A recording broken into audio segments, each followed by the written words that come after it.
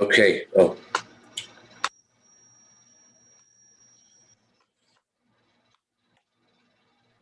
Is the speakers off? Can you hear me, Rabbi? now I can hear you. Go ahead. Okay. That was it. All good. Okay, so yesterday we began learning about the idea of victory, the idea of nitzach, the idea of winning a war, and how in order to win a war, a king has treasures that he has amassed, but he puts it all aside and gives it all in order to win the war. In a similar way, we went to see in the Maimer of the Friedrich Rebbe how Hashem, to win the war of the exile, to bring about the fulfillment of Hashem's intended creation, Hashem gives us treasure houses that were previously hidden, that weren't allowed to be revealed in the world before, and Hashem gives it to us. It means many things. This refers to the Chassidus that's revealed in the more last several generations. This refers to the different kind of soul energies that weren't revealed before, weren't given to people before. And the Rebbe classifies this this idea of winning the war in the context of Chachma. He says that a Talmud Chacham, a wise man, is someone who is vengeful and as full of revenge like a snake. And as we learned yesterday, it sounds very wrong. It sounds very bad. It sounds like the wrong kind of everyone has like the poster of how things are supposed to be. Like you're supposed to be like someone who's really vengeful like a snake. Like every rabbi should have like a snake on their wall. Be like that, but be like him. I mean, I can relate to this.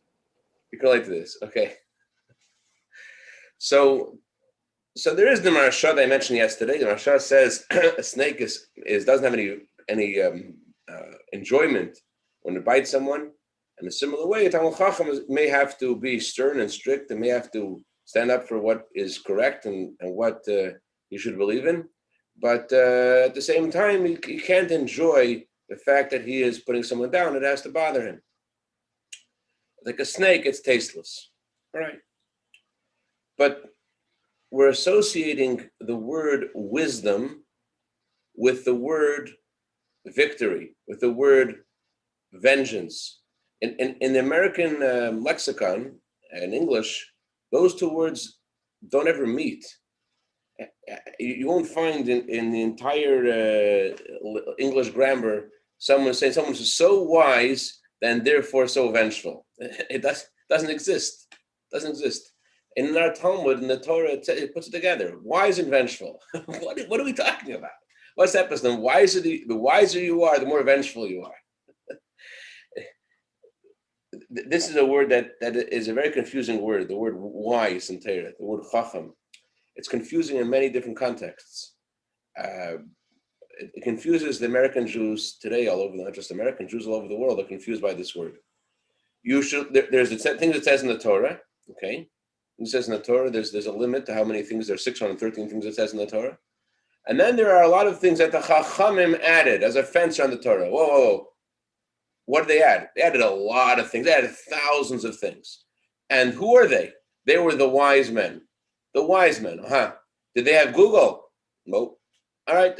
How many years ago did they live? How much could they have possibly known? Why should I listen to them if they were such a long time ago in primitive times, and I have my fingertips far, far more information than they could possibly dream of? So that's what confuses a lot of people. Why should we listen to the wise men? And it's because of the word chachma, which is misunderstood. The wise men is the wrong word. We translate in English as the wise men, but the truth is it means something else. And I'm not just talking about Americans. I'm also talking about in the yeshiva world. In the yeshiva world, without learning Chassidus, that word in the Talmud is very misunderstood. For example, it says in the Torah, you should cleave to Hashem. Gemara says, how should you cleave to Hashem? Cleave to the wise men. Cleave to the wise men. Okay. So someone who knows more Torah than you, cleave to them. Well, they may have more Torah than I do, but let's say they have a worse character than I do. Why am I cleaving to them? They're smarter, they know more Torah. Okay, so when I have a question in a Tosfos, I'll go to them. Why should I cleave to them? The Talmud goes to great detail of how much effort a person should make to be able to service a Talmud Chacham, to be of service to a wise man. What's epis? What are we talking about? Someone who knows how to understand the Tosfos. So the truth is that it's not a short answer, but let's begin with this. Let's begin with saying that Chachma is identical to Kedusha, to holiness. And let's further give the words that the Alter Rebbe heard from the Maggid that we discussed many, many times. The Maggid told the Alter Rebbe that Chachma of Atzilus, Chachma of the world of Atzilus, the highest world, is a place where there it's revealed how Hashem is alone and there's nothing besides him. That's Chacham.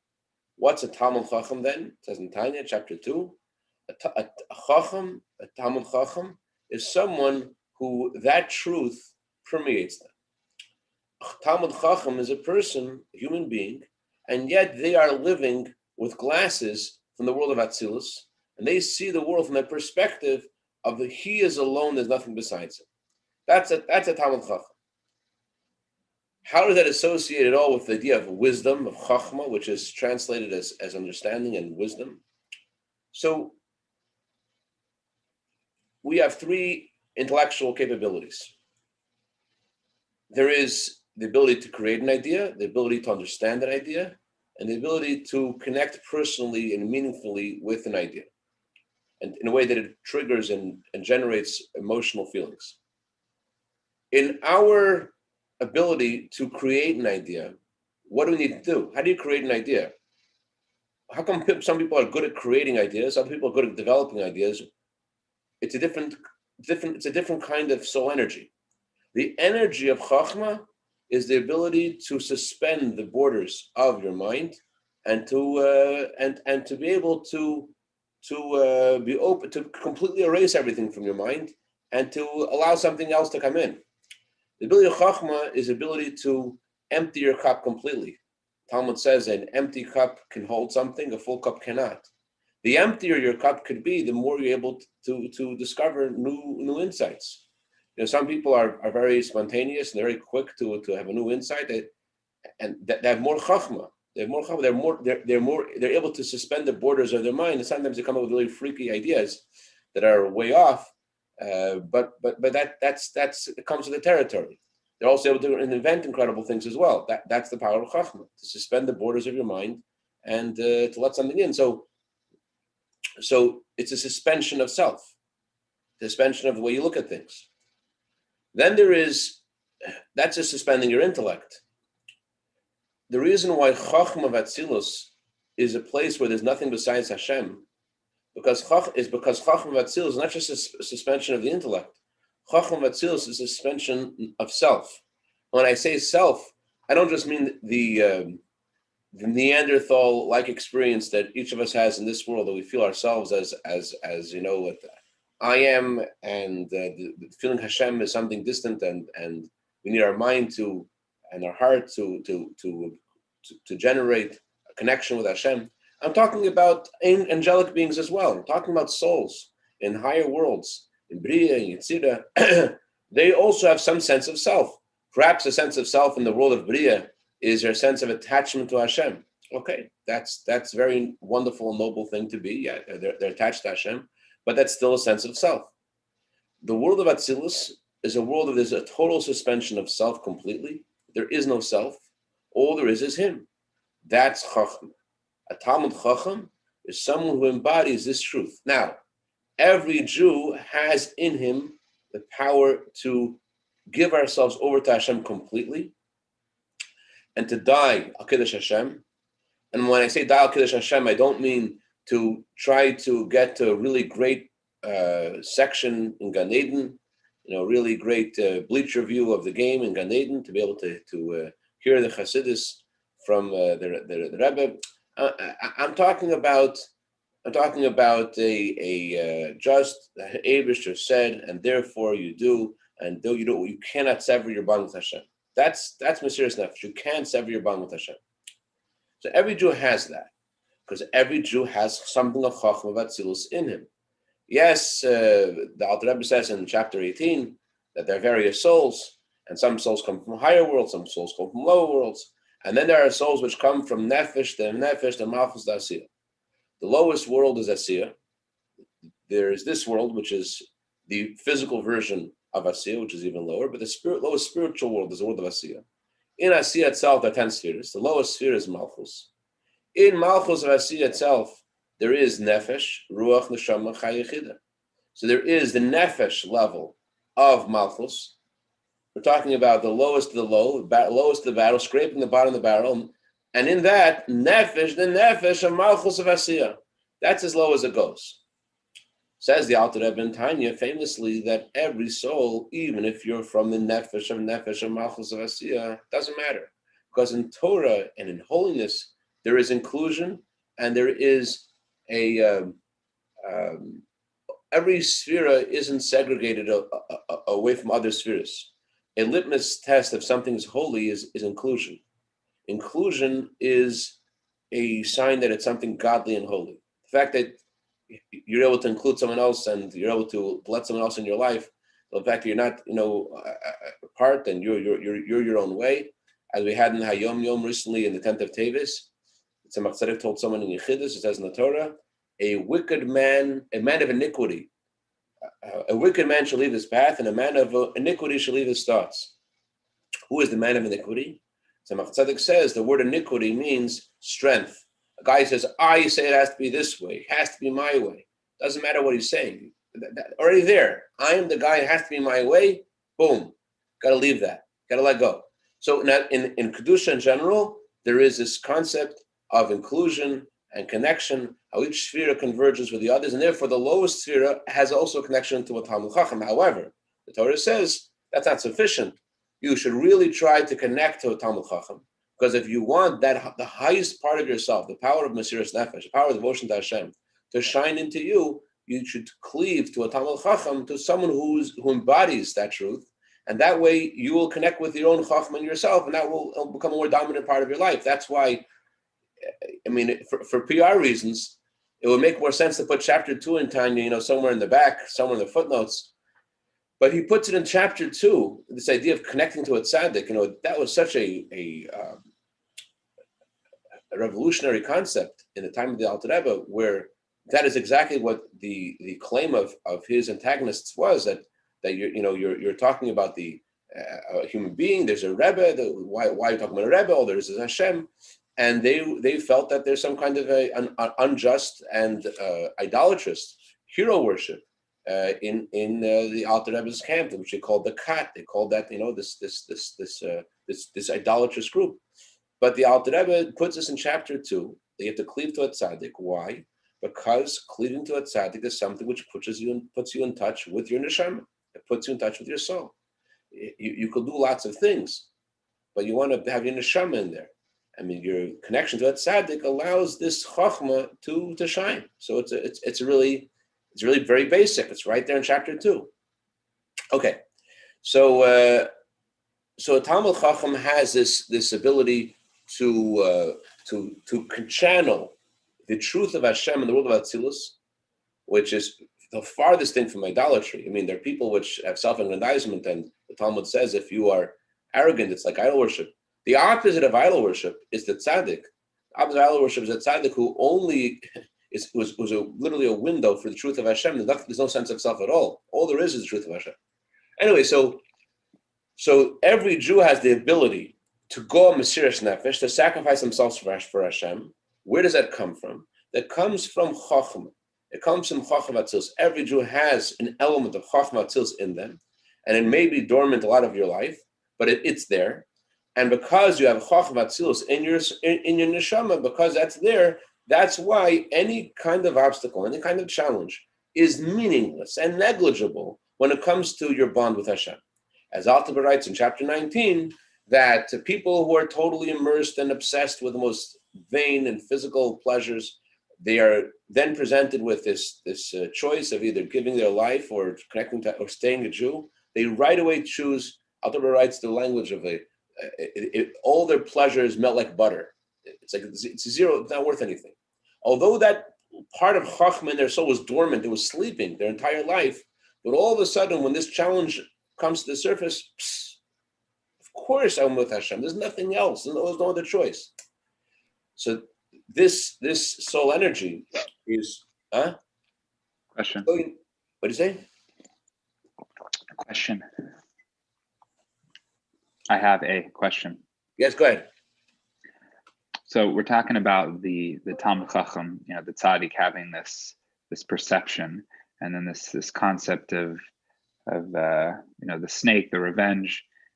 After the shir yesterday, I was with someone, and he asked me, how is it that Yosef could catch the brothers, or put the brothers in this situation where it seems like he's getting this perfect revenge, even though it's for good reasons, to make them do tshuva. Since the Torah's instruction, how do we reconcile, besides just saying don't try this at home, this kind of way, this strategy? It fits right in. It fits right in, exactly. Yosef had no sense of self at all, and Yosef was just doing what Hashem wanted him to do. There was no as we see in the story of Yosef, he is overcome with emotion in several times in the story.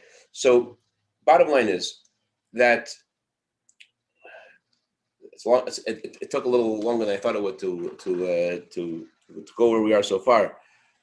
But in short, in the Torah, there is no mention of sacrifice in the Torah. The Torah doesn't talk about sacrifice. It alludes to it in a verse that says, "You should be.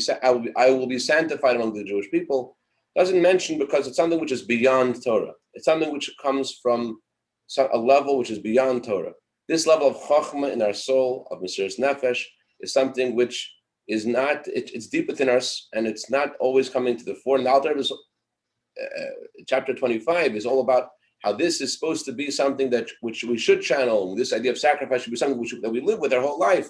And we should realize that every Avera separates us from Hashem, and every mitzvah connects us to Hashem. And therefore, just like we're ready to die, we should be ready to live to do what Hashem wants us to do, and not to separate ourselves through a sin, and not to succumb to little challenges along the road. So a Talmid Chacham is someone who has mastered this. Not just that they they know that they have this Mesiras Nefesh quality in them, but it totally governs everything that they do. And therefore, like in the story of Yosef, and other stories in the Torah, how we see Talmidei Chachamim are very staunch in their positions, and they will not budge. This is the way it has to be. It can't be any other way. A ganef, a thief, may be very successful and very knowledgeable in stealing, and he may be very, very, very adept at what he's doing, but you never call him a wise person. He's not acting according to Chachma. He's acting according to his whims. And based upon his erroneous perception in life that he cannot make it without stealing, that's where all of his wisdom comes from. It comes from the first given, which is I need, and therefore I deserve, and therefore I should, and therefore I take. And now let me figure out everything else.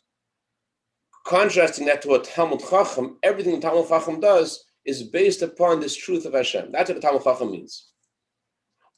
Okay, so now we understand a lot why Talmid Chacham has this quality of netzach, of victory, of going all the way, because a Talmid Chacham feels there is nothing else.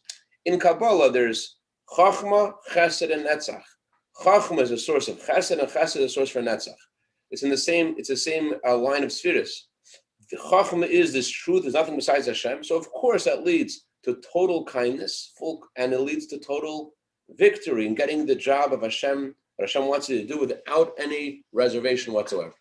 Okay, let's continue now in page Tes. Let's go from the second line. Yes, it does say that a Talmid Chacham is vengeful, but the condition is Talmid Chacham davke. he has to be Talmid Chacham. What's Talmid Chacham? Talmid Chacham is Mekabel Chacham Takillah. He's someone who receives from Chachma, he receives from this place of Atzilus, and he is nullified to it. And that means everything he does and everything in him is all for the sake of Chachma, the sake of the truth of Hashem. That's the meaning of victory. And the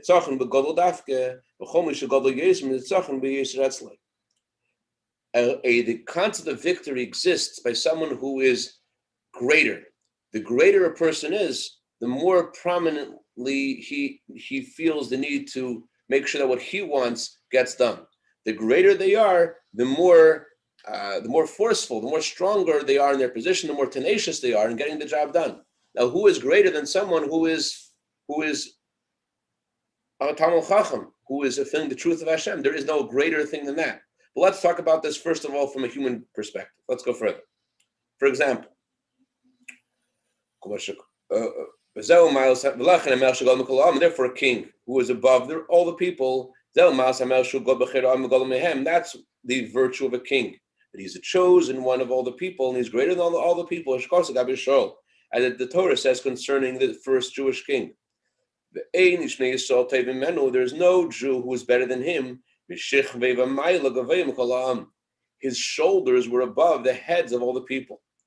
And as we learned last year before Pesach, we learned that his shoulders being higher than all the people means that even his emotions were more objective than everyone else's intellect. Even his subjective reality was more objective than everyone else's objective reality. Their heads, their minds were more jaded than way he saw things from an emotional perspective. Anyways, so the show was above all the people.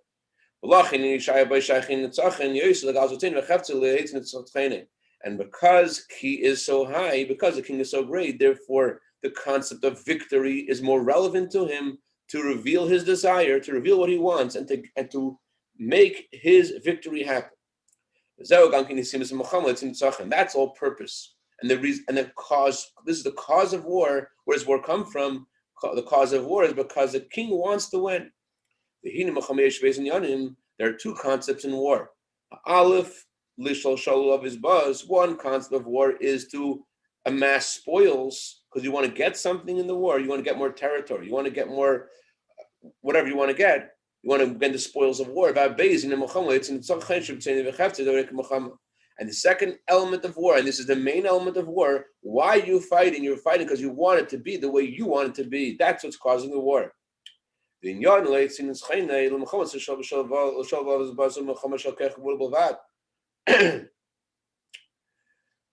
the war is in order to just amass spoils, so then that's not so relevant to. Then that's just a war. That's just a war of strength. Who has more strength to get to amass those various objects that they're looking for and getting in that war being won? You're fighting the war with your power because you want to get something, because you want to amass more spoils. If that's the motivating factor in the war is just a war of strength.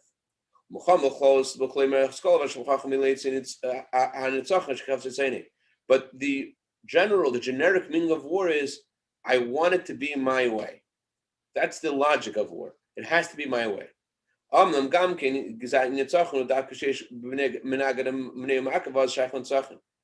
this concept of victory only exists when there's an opposition.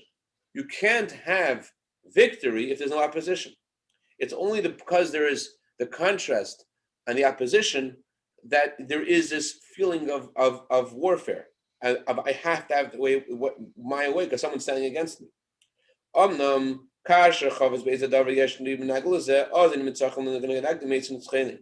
When you want something and there's someone opposing you, then we could talk about victory and you want to get what you want done. For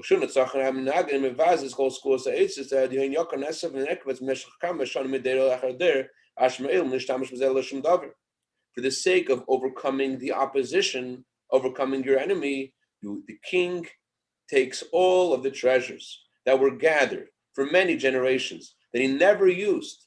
And no one has even ever seen them because they're locked away in some storage treasure house, and no one has even seen them. When it comes to winning a war, the king takes them all out. Why is this? Because the feeling of victory is rooted deeper in us than the feeling of desire and pleasure. There's desire and pleasure, and they are very powerful motives, but victory is even deeper than desire and pleasure.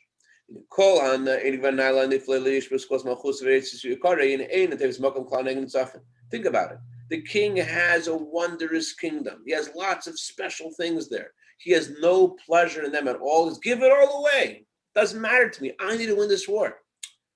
He'd rather win the war than enjoy his kingdom. He has lots of things to enjoy, but no victory, you have to win. Push it all aside. Because the attribute of victory is even above pleasure. Not only does he give away the rose garden of the king gives away his very life. In the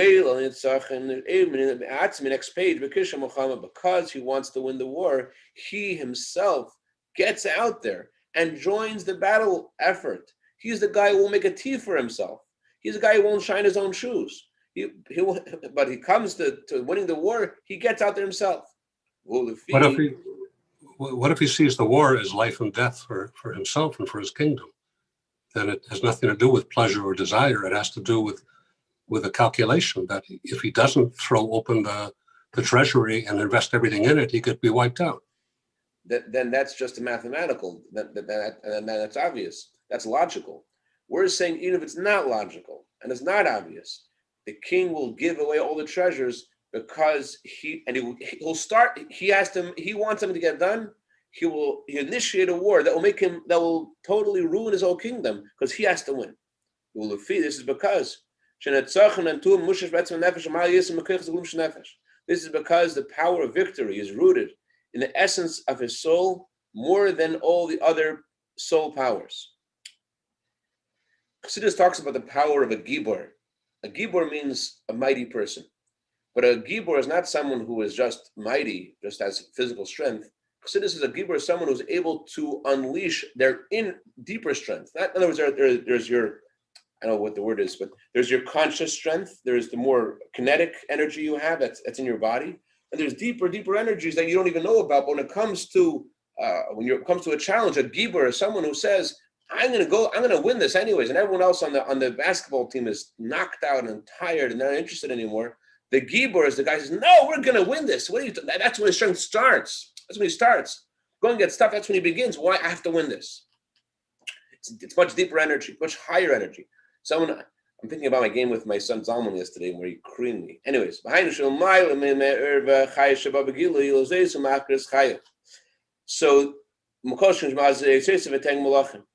so because the attribute of victory is rooted in the essence of the soul, above all the other soul powers, it's above the natural vitality and light of the soul.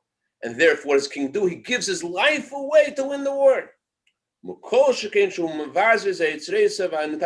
And therefore, certainly, how much more so is he willing to give away all of the pleasures of the kings and all of the treasures he has? He's giving his life away. And who does he give this to? The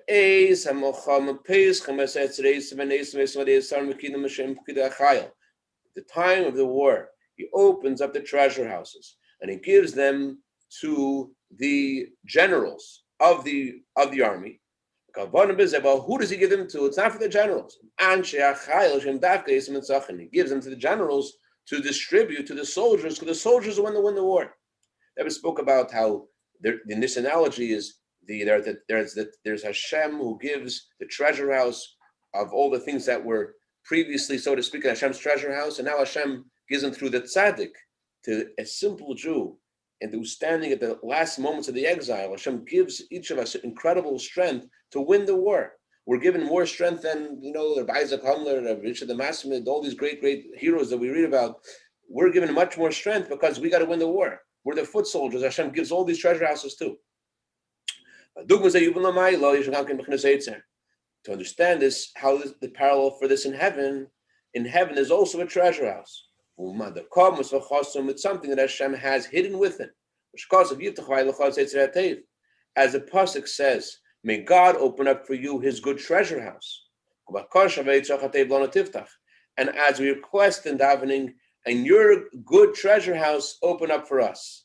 The actual correct way of saying this prayer is not your good treasure house open up for us, but the Hasidic translation is your treasure house is certainly good, but we want what's good for us. Your treasure house, what's good for us, open up.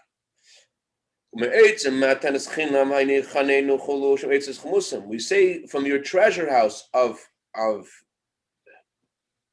pure gifts of kindness, not treasure house, of pure gifts of kindness, give it to us. We ask Hashem to give us from these hidden treasure houses, which are never open. But in time of war, at a time of war, Hashem opens up those treasure houses and He gives them to the generals. But who does He? Why is given to the generals? Not for the sake of the generals, like Hashem told Moshe Rabbeinu. Did Hashem give you any greatness only for your sake? The greatness Hashem gave Moshe Rabbeinu is only for the Jewish people, and that's why Moshe Rabbeinu lost. When the Jewish people sinned, he also lost something as well. Because all the greatness he was given was for the sake of the Jewish people. So Hashem gives His great treasure house to the generals. To who? For who? For the soldiers, for the regular Jews. They are the ones who win the war. And that's why the Jewish people are called the army of Hashem. So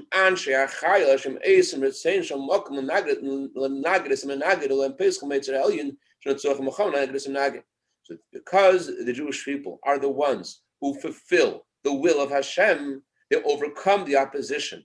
They overcome, of course, there's nothing that opposes Hashem really, but they overcome what Hashem created to oppose what Hashem wants to get done, what opposes Torah mitzvahs. So Hashem gives every Jew incredible strength to win the war, to bring Mashiach, to overcome the forces of Klippah, of evil.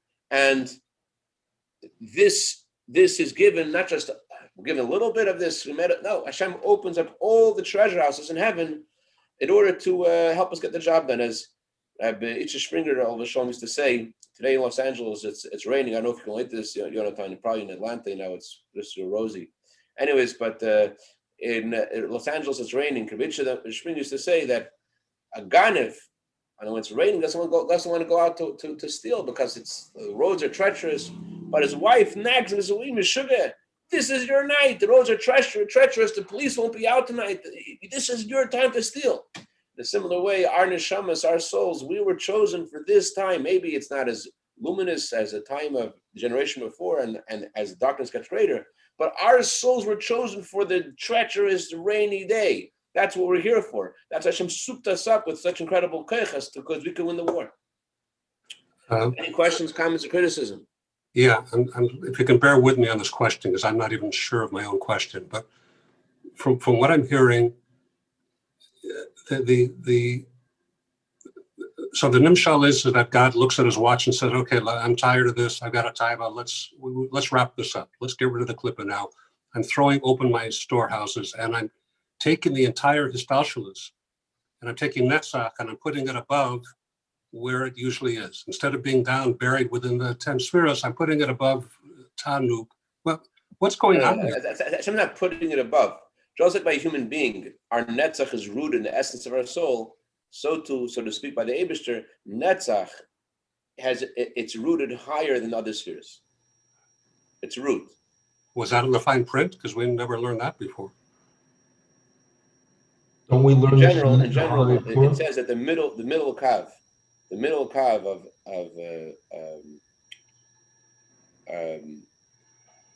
okay, must have been absent that day. Das Teferes Yosaid, it goes up to Keser. In general, the middle kav, there's Bina Gvura Heid, Chacham Chassan Netzach, and Das Teferes Yosaid, there's a special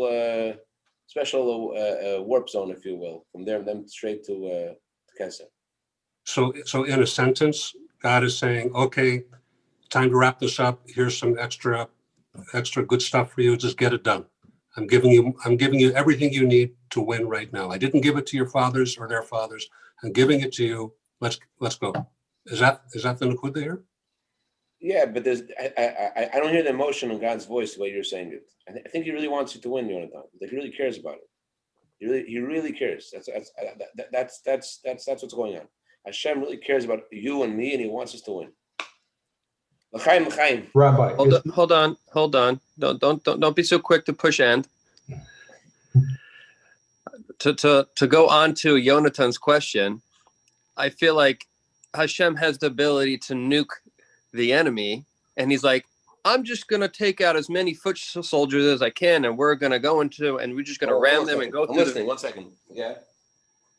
I don't get what the bichap is. He's giving us the ability to win the war when He could win the war. It's like He's playing games. Yeah. What's the answer to your question?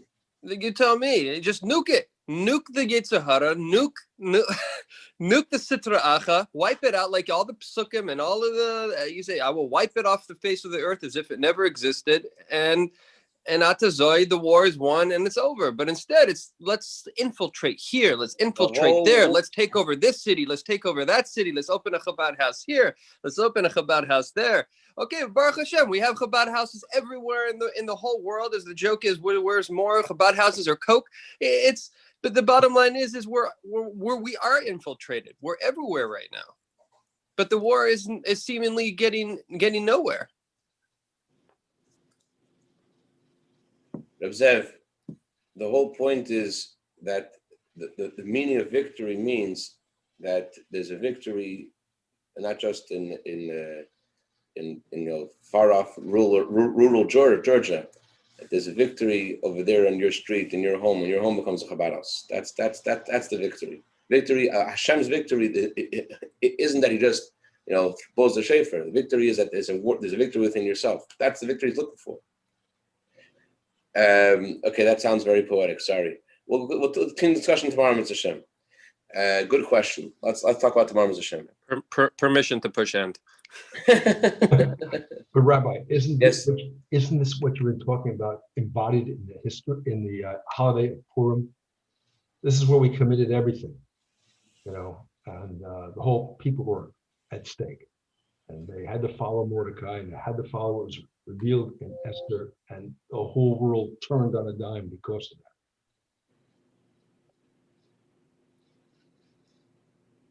Yeah.